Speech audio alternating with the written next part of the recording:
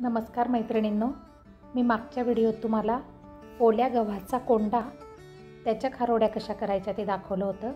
आता आपण जो अर्धा गव्हाचा कोंडा वाळवून घेतलेला होता त्याच्या खारोड्या कशा करायच्या ते बघणार आहोत। हे बघा, एकदम मस्तपैकी उन्हात कडकडीत वाळवलेला आहे, हाताने चुरला जातो आहे।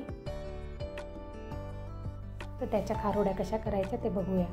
हे तांदूळ घेतलेत 1 वाटी, यांना रात्रभर पाण्यात भिजवून ठेवले होते आणि मग सकाळी त्यांचा वापर करणार आहे। आधी मिक्सरमध्ये आपण हा कोंडा जो आहे गव्हाचा तो दळून घेणार आहोत।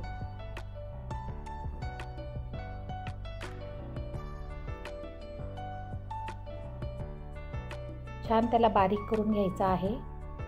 मागचे 3 व्हिडिओ माझे झालेले आहेत, ओल्या गव्हाच्या कोंड्याच्या खारोड्या, नंतर अगदी जुन्या पद्धतीचं साचा त्याच्याने मी पांढऱ्या शुभ्र कुरड्या कशा करायच्या ते दाखवलेलं आहे, आणि रंगीत गव्हाच्या चिकाचे पापड। 1 किलोच गव्हामधनं आपण एवढे व्हिडिओ बनवलेले आहेत।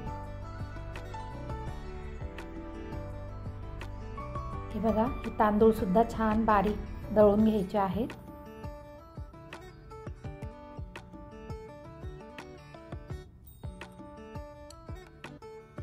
माझे सर्व व्हिडिओ नवनवीन असणार आहेत, तर तुम्ही माझ्या चॅनलला सबस्क्राईब केलं नसेल तर प्लीज सबस्क्राईब करा। रुखवताच्या सुद्धा वेगवेगळ्या आयडिया, वेगवेगळे व्हिडिओ, साखरेच्या वस्तूंपासून भरपूर व्हिडिओ मी बनवलेले आहेत। या वस्तू बघा तुम्ही, थर्माकोलच्या सुद्धा वस्तू आहेत। यानंतर कढईत पाणी टाकायचं आहे। आता याच्यात तांदूळ घेतल्यामुळे ते चांगले फुलतात, तर मी इथे 4 भांडे पाणी तापवून घेतलेलं आहे, पण सुरुवातीला मी 1च भांडं पाणी यात टाकणार आहे कढईमध्ये। मीठ घेतलेलं आहे, चवीप्रमाणे घ्या। मी इथे सुद्धा जाडच मिठाचा वापर केलेला आहे। यानंतर लसूण अर्धवट ठेचून घेतलेला आहे, तो टाकायचा आहे।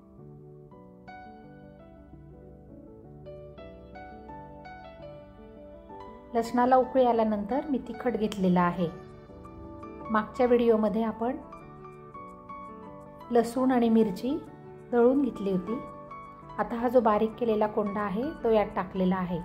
मी तुम्हाला मागेच सांगितलं होतं की मी गव्हाच्या जेव्हा कुरडया केल्या तेव्हा त्याच्यात थोडासा चीक राहू दिलेला होता, कारण ह्या खारोड्या त्यामुळे खूप छान होतात, थोड्या मऊ होतात।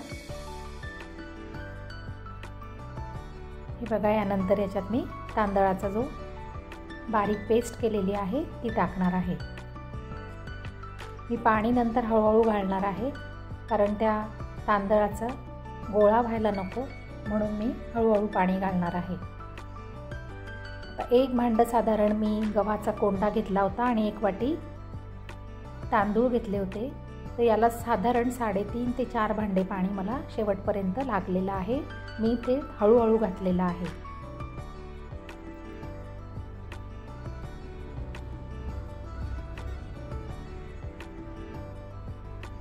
हे बघा,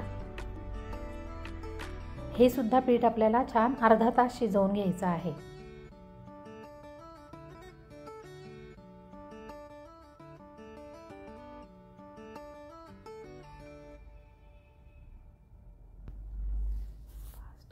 इथपर्यंत मी याला पातळ केलेलं आहे आणि छान अर्धा तास शिजवायचं आहे।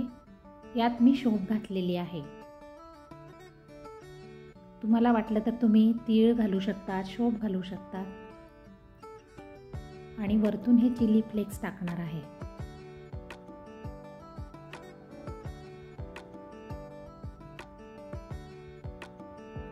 हे बघा, याप्रमाणे शिजतं आहे। यावर आपण थोडा वेळ झाकण ठेवूया।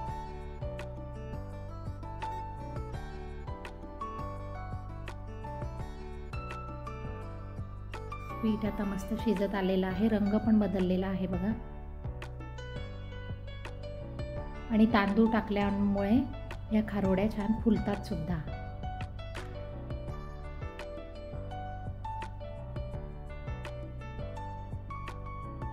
हे पण मस्त शिजलेलं आहे।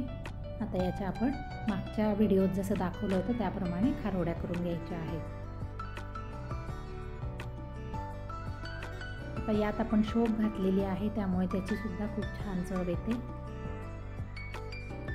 माझे हे व्हिडिओ नवनवीन असतात, तर तुम्ही नक्की बघत चला आणि आवडलं तर शेअर करा. सबस्क्राईब केलं नसेल चॅनलला तर प्लीज सबस्क्राईब करा.